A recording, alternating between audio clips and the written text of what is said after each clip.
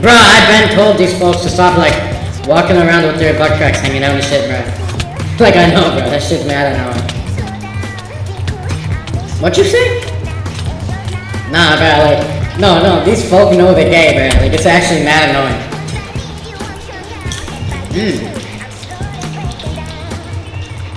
Nah, I was on the call with Larry, I was doing freaky shit. And they know I was doing that shit too, bro. Remember, like, back in the day, when me and you was to get the Diddy, yeah, me and you was at the Diddy party and shit. Holy shit, this guy's getting destroyed that I'm fighting, bro. I just like, I don't even know what to tell you. Bro, dude, I remember the other night where we was just going at it, bro. We were going ham in that shit. You were going mad ham. Nah. Wait. Bro, nah, that night was crazy. Nah, we was really at the Diddy party.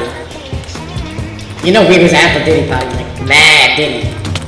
Nah, bro, nah, you know what I'm talking about, bro. Nah, these folks be, like, walking around and shit, like at the ad and shit, man, like, I'm PD. These folk have some issues. Nah, for real, though.